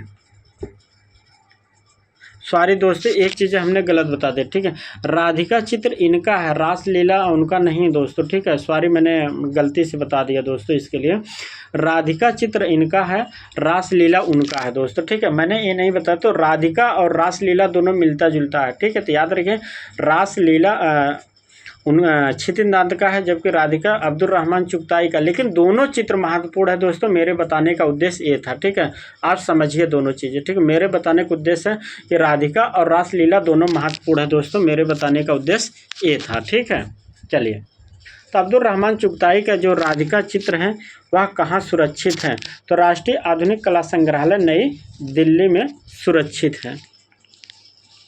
प्रश्न संख्या 108, वर्ष 1940 में चित्रित मेघदूत चित्र श्रृंखला किस कलाकार ने बनाया है, तो 1940 में दोस्तों राम गोपाल विजय वर्गीय ने बनाया था। किस माध्यम में बनाया था यह महत्वपूर्ण है, तो याद रखिए वास माध्यम में।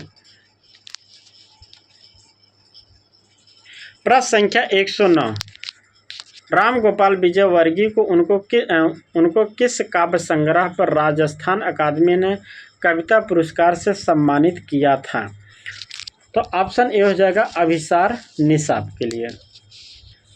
प्रश्न संख्या 110, भारत माता शीर्षक पेंटिंग किस कलाकार ने बनाया है, तो देखिए अवनींद्रनाथ टैगोर ने बनाया है, अमृता शेरगिल ने बनाया है, हुसैन ने बनाया है, श्री पूर्ण घोष ने बनाया है, तो ऑप्शन आपका क्या हो जाएगा डी, सभी ने बनाया है। प्रश्न संख्या 111, जे स्कूल ऑफ आर्ट की स्थापना कब हुई थी, जे स्कूल ऑफ आर्ट की स्थापना तो 1857 में हुई थी। कब हुई थी, तो 1957 में जे स्कूल ऑफ आर्ट की स्थापना हुई थी। और इसी का उल्टा कर दीजिए, सॉरी 1857, ठीक है, तो 1875 में किसकी हुई थी, तो लाहौर की। ठीक है, लाहौर कॉलेज की, याद रखिए। ठीक, प्रश्न संख्या 122, किस चित्रकार ने शांति निकेतन में चीनी भवन की दीवार पर नाटेर पूजा की भित्ति चित्रण बनाया था, किस कलाकार ने, तो याद रखिए नंदलाल बोस ने बनाया था दोस्तों। कब बना था ये भी याद रखिए 1942 में मेरे हिसाब से दोस्तों। ठीक है, महत्वपूर्ण है दोस्तों, याद रखिए। प्रश्न संख्या 113, भारत में पुनरुत्थान कला आंदोलन के अधिनायक के रूप में किसे जाना जाता है, तो अधिनायक के रूप में किसे जाना जाता, अवनींद्रनाथ टैगोर को। प्रश्न संख्या 114, प्रसिद्ध चित्र अरबियन नाइट्स चित्र श्रृंखला किस कलाकार ने बनाया है, तो अरबियन नाइट्स चित्र श्रृंखला किस कलाकार ने बनाया है, तो अवनींद्रनाथ टैगोर ने बनाया है, तो ऑप्शन डी हो जाएगा। प्रश्न संख्या 115 है, इंडियन स्कल्पचर एंड पेंटिंग किसका ग्रंथ है, इंडियन स्कल्पचर एंड पेंटिंग किसका ग्रंथ है, तो E.V. हैवल की पुस्तक है। प्रश्न संख्या 116, यह महत्वपूर्ण है दोस्तों, चित्र है, याद रखिए एग्जाम के पॉइंट से यह महत्वपूर्ण चित्र है। कमल पर आंसू चित्र कागज पर जल रंग वास माध्यम में किस कलाकार ने बनाया है, महत्वपूर्ण प्रश्न है दोस्तों। कमल पत्र पर आंसुपात कागज पर जल रंग और वास माध्यम में किस कलाकार ने बनाया है, प्रश्न संख्या 116 का, तो 116 का जो आंसर हो जाएगा क्या हो जाएगा दोस्तों, अवनींद्रनाथ टैगोर का है। याद रखिए किसका, अवनींद्रनाथ टैगोर का है, महत्वपूर्ण है दोस्तों, याद रखिए। प्रश्न संख्या 117, portrait of a lady at Mrs Midiggs house अमलांकन में किस कलाकार ने चित्रण किया है? 117 नंबर। याद रखिए, अमलांकन की बात हो गई तो याद रखिए कौन थे अमलांकन यहाँ, तो मुकुल चंद्र डे ही आपके प्रिंट मेकर के रूप में जाने जाते हैं। तो ऑप्शन क्या हो जाएगा? मुकुल चंद्र डे। प्रश्न संख्या 118। वर्ष 1939 में बिहार के पूर्व मूर्धन्य कला प्रेमी के निजी प्रयास से पटना में कला विद्यालय की स्थापना हुई थी। दोस्तों यह महत्वपूर्ण दोस्तों प्रश्न है, याद रखिए, अभी से मैं बता रहा हूँ, ठीक है। देखिए प्रश्न को अच्छे से समझिए। पूछा 1939 में बिहार के पूर्व मूर्धन्य कला प्रेमी के निजी प्रयासों से पटना में कला विद्यालय की स्थापना हुई। तो किसके प्रयासों से हुई? प्रश्न संख्या 118 का है। तो याद रखिए ऑप्शन क्या हो जाएगा? सी हो जाएगा, बैरिस्टर राधा मोहन, ठीक है। यह महत्वपूर्ण है। लेकिन एक चीज़ अब मैं बताता हूँ यहीं, अगर हम श्याम शर्मा की बातें करें तो याद रखिए पटना कॉलेज में इन्होंने ग्राफिक कला विभाग की स्थापना किया था, ठीक है। याद रखिए ये भी एग्जाम के पॉइंट से महत्वपूर्ण है दोस्तों, ठीक है। प्रश्न संख्या 129। अन्नपूर्ण व गंधारी चित्र किस कलाकार ने बनाया? प्रश्न संख्या 119 किस कलाकार ने बनाया है? तो याद रखिए नंदलाल बोस का चित्र है। प्रश्न संख्या 120। 10 पुर की दुल्हन चित्र किस कलाकार ने बनाया है? 120 नंबर का। 10 पुर की दुल्हन तो राम गोपाल विजयवर्गीय का चित्र है दोस्तों, राम गोपाल विजयवर्गीय का 10 पुर की दुल्हन। प्रश्न संख्या 121। वर्ष 1986 में महिला कलाकारों की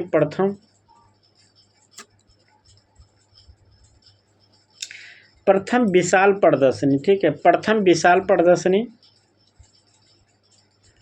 का आयोजन हुआ था, कहाँ हुआ था?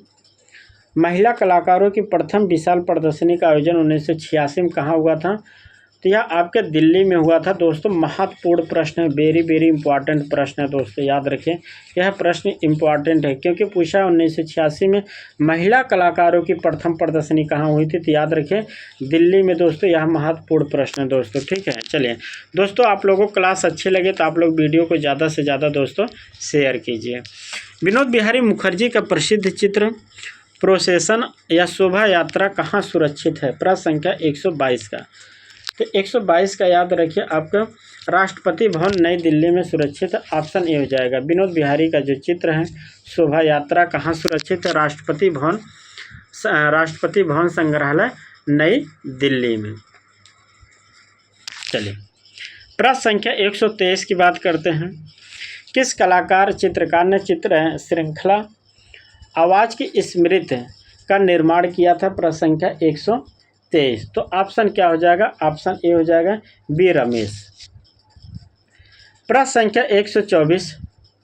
निम्नलिखित में से कौन सा भारतीय मूर्तिकार अपने व्यापक पैमाने पर महिलाओं के सिरों के लिए प्रसिद्ध है, जो फाइबर ग्लास माध्यम का प्रयोग करते हुए पॉप और भारत की परंपराओं को एकाकार करता था? किस कलाकार ने? याद रखिए रविंद्र रेड्डी हैं दोस्तों। एक ही चीज़ और याद रखिए, रविंद्र रेड्डी से महत्वपूर्ण कलाकार।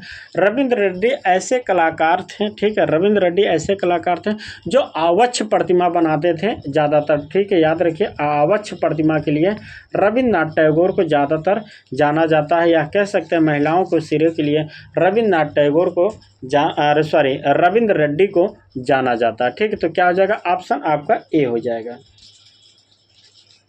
प्रश्न संख्या 125। मनपुरा आइलैंड स्याही और वाश माध्यम में चित्र किस कलाकार ने बनाया है? याद रखिए प्रश्न संख्या 125 का, तो जैनुअल आबिदीन हो जाएगा। ऑप्शन आपका बी हो जाएगा। प्रश्न संख्या 126। टोरसो मूर्ति किस कलाकार ने बनाया था, जो मार्बल में बनाया था? 126 नंबर। तो टोरसो मूर्ति किस कलाकार ने बनाया था? तो नागजी पटेल ने बनाया था। किस माध्यम में? तो याद रखें मार्बल में, ठीक है, ये भी याद रखें नागजी पटेल। प्रश्न संख्या 127। 1991 से 92 के बीच में नई दिल्ली में ब्लू पोएट्री की स्थापना किस कलाकार ने किया था? ब्लू पोएट्री की स्थापना किस कलाकार ने किया था 1991 से 92 में? ब्लू पोएट्री ट्रस्ट की स्थापना दोस्तों, टूर नहीं ट्रस्ट है, टाइपिंग मिस्टेक करते, याद रखिए। ब्लू पोएट्री दिल्ली में ब्लू पोएट्री ट्रस्ट की स्थापना किस कलाकार ने किया?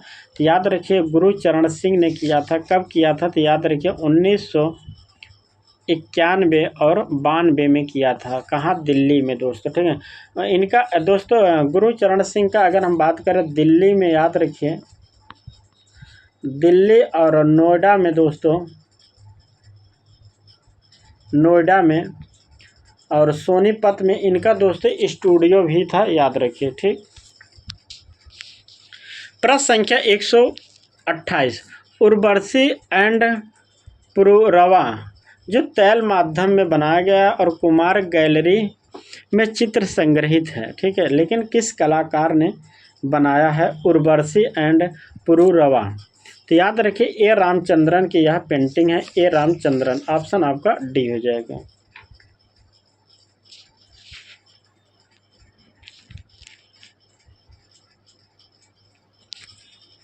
प्रश्न संख्या 129, मालाबार चित्र किस कलाकार का है?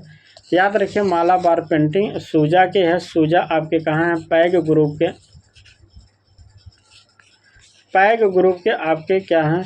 सदस्य हैं, संस्थापक सदस्य हैं, ठीक है, या सचिव हैं।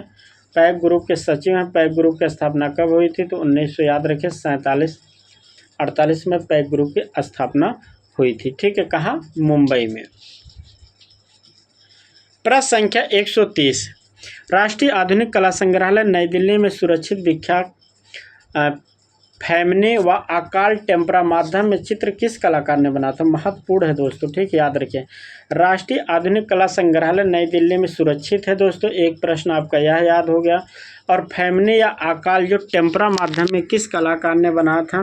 प्रश्न संख्या आपके 130। तो याद रखिए हम बात करते हैं फैमने और या अकाल चित्र किसने बनाया था? तो याद रखें टेम्परा माध्यम में तो राम किंकर बैज ने बनाया था, ठीक। वैसे तो दोस्तों सोमनाथ होर भी बनाए थे, ठीक है, सोमनाथ होर भी बनाए थे, लेकिन जब टेम्परा पूछा है तो राम किंकर बैज हो जाएगा, ठीक है। याद रखिए कौन? राम किंकर बैज।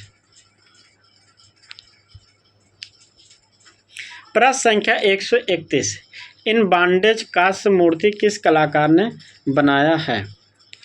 प्रश्न संख्या 131,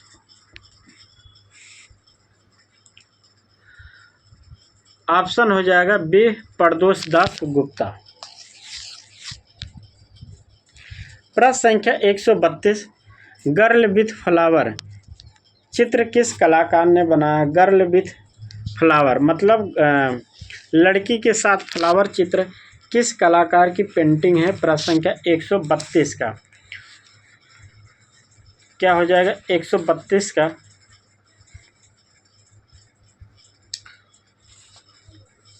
तो हकू भाई शाह हो जाएगा दोस्तों, ठीक है, हकू भाई शाह,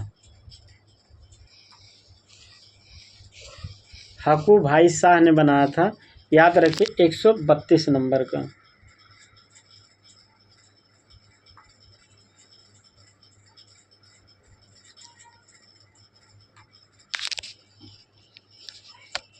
प्रश्न संख्या 133, प्रख्यात चित्र ओलंपिया किसने निर्मित किया था? प्रश्न संख्या 133, तो ओलंपिया चित्र किस कलाकार ने बनाया? तो सैल चोयल ने बनाया था। प्रश्न संख्या 134, मणिकर्णिका घाट थाली मूर्ति किस कलाकार ने बनाया था? प्रश्न संख्या 134, तो ऑप्शन हो जाएगा लतिका कट ने बनाया था दोस्तों, याद रखिए। देखिए मणिकर्णिका और लतिका कट मिलता जुलता है, तो आप ऐसे याद रखिए दोस्तों, ठीक है, लतिका कट।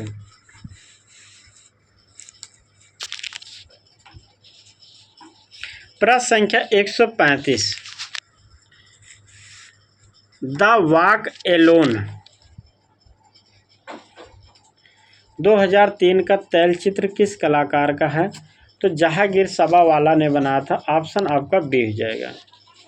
प्रश्न संख्या 136, द पेजेंट्स चित्र किस कलाकार ने बनाया था? तो 136 नंबर का यह भी दोस्तों आपका क्या हो जाएगा, जहांगीर साबावाला ने बनाया था। ठीक है, ऑप्शन ए हो जाएगा जहांगीर साबावाला ने, 136 नंबर का।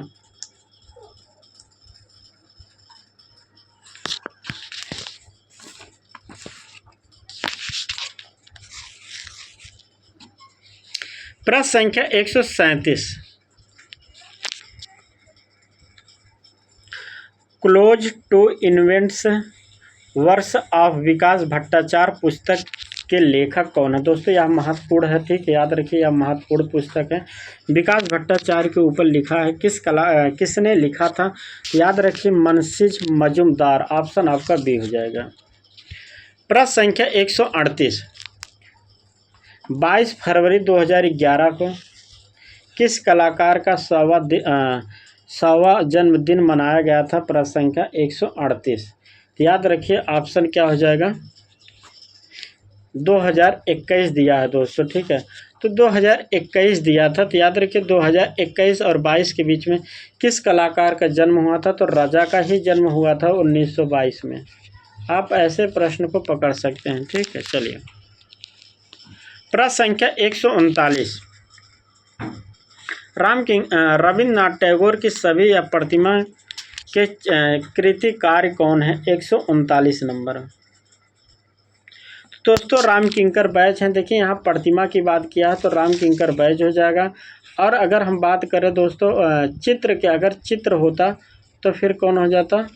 अवनी बाबू। ठीक है, अवनी बाबू हो जाते। ठीक है, दोनों चीज़ें, प्रतिमा की बात किया तो राम किंकर बैच हैं, और चित्र की बात करें तो अवनी बाबू हो जाएगा। ठीक, प्रश्न संख्या 140, मेघदूत चित्र किस कलाकार ने बनाया है? मेघदूत। प्रश्न संख्या ये आपका 140, तो मेघदूत किस कलाकार ने बनाया है? तो याद रखिए गुलाम मोहम्मद शेख ने बनाया है। गुलाम मोहम्मद शेख ने बनाया है कैनवास पर तैल माध्यम में। कब बनाया? तो 1988 में। ये भी याद रखिए, इसलिए एग्जाम के पॉइंट से महत्वपूर्ण है दोस्तों। आप लोगों को क्लास अच्छी लगी तो आप लोग वीडियो को ज़्यादा से ज़्यादा शेयर कीजिए दोस्तों। और चैनल पे दोस्तों अगर आप पहली बार विजिट कर रहे हैं तो सब्सक्राइब कर लीजिए, साथ में लाइक ज़रूर वीडियो कर दिया कीजिए दोस्तों। ठीक है, तो हो जाएगा गुलाम मोहम्मद शेख। याद रखिए महत्वपूर्ण प्रश्न है, मेघदूत जो बनाए थे गुलाम मोहम्मद शेख किस माध्यम में? तैल में। ये भी याद रखिए कब बनाए थे? तो 1988 में। प्रश्न संख्या 141, समकालीन कला पत्रिका ने अपने फरवरी से मई तक 2002 के अंक के आवरण पेज पर राजा के किस चित्र को जगह दिया गया?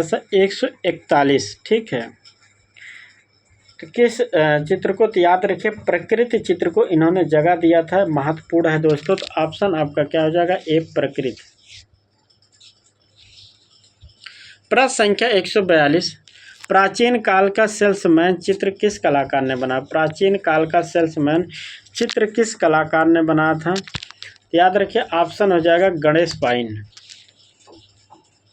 प्रश्न संख्या 143, 10 जून 2019 को किस भारतीय चित्रकार ने एफ सीरीज की painting anatomy of wet old story, जो ब्रिटेन के सोथबी नीलामी घर में लगभग आपके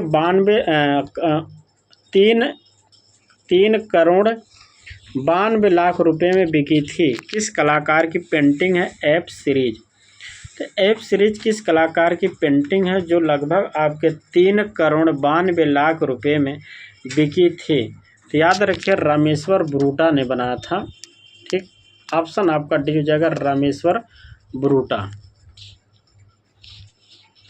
प्रश्न संख्या 144, डायलॉग 1 अमलांकन चित्र किसका है? तो याद रखिए अनुपम सूद हो जाएंगे, ऑप्शन ए।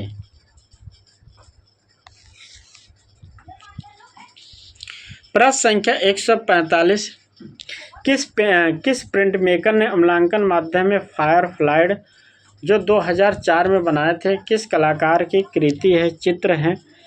तो याद रखिए ये भी आपके अम्लांकन की बात किया है, तो अम्लांकन से आप पकड़ सकते हैं कि कौन हो जाएगा, अनुपम सूत ने बनाया है। प्रश्न संख्या 146, कागज पर जल रंग चित्र में मिसिंग नोट, याद रखिए मिसिंग नोट चित्र महत्वपूर्ण है दोस्तों। मिसिंग नोट चित्र किस कलाकार की पेंटिंग है, तो अनुपम सूत ने मीटिंग बनाया था, ठीक है। लेकिन अगर यही नाइट मीटिंग्स होगा या और कोई मीटिंग तो सोमनाथ होर का होगा दोस्तों, याद रखिए ये भी, ठीक है। नाइट मिसिंग सोमनाथ होर का, जबकि मिसिंग नोट किनका है, अनुपम सूत का है, याद रखिए। प्रश्न संख्या 147, विकर्ण चित्र श्रृंखला 1973 में किस कलाकार ने बनाया था, विकर्ण चित्र श्रृंखला। याद रखिए विकर्ण चित्र श्रृंखला के लिए एक ही कलाकार प्रसिद्ध है, वह आपके कौन है, तो तैयब मेहता है। कब बनाया था, 1973 में बनाए थे यह विकर्ण चित्र श्रृंखला। किस पे, तो याद रखें कैनवास पर तैल माध्यम में इन्होंने बनाया था। प्रश्न संख्या 148, कागज पर जल रंग चित्र ट्विंकल ट्विंकल लिटिल स्टार चित्र किस कलाकार ने बनाया था, प्रश्न संख्या 148 का। तो 148 का किस कलाकार ने बनाया था, तो याद रखिए संजीव राव गुत्थी हो जाएगा ऑप्शन 148 नंबर का, संजीव राव गुत्थी। प्रश्न संख्या 149, दोस्तों यह आज का अंतिम प्रश्न है। दोस्तों आप लोगों को क्लास कैसी लगी दोस्तों, कमेंट करके ज़रूर आप लोग बताया कीजिए। साथ में दोस्तों वीडियो को आप लोग लाइक ज़रूर कर दिया कीजिए देखने पे। और जो लोग चैनल पे पहली बार विजिट कर रहे हैं तो दोस्तों सब्सक्राइब ज़रूर कर लें, क्योंकि आपको कुछ ना कुछ प्रतिदिन वीडियो आपको देखने को मिलेगा दोस्तों, ठीक है। तो अंतिम प्रश्न है, लकड़ी माध्यम में निर्मित शक्ति मूर्ति किस कलाकार ने बनाया था, शक्ति मूर्ति किस कलाकार ने बनाया था, याद रखिए ऑप्शन ए हो जाएगा चिंतामणिकर ने बनाया था। महत्वपूर्ण मूर्ति है दोस्तों इनके, चिंतामणिकर ने शक्ति मूर्ति बनाए थे दोस्तों, ठीक है, याद रखें।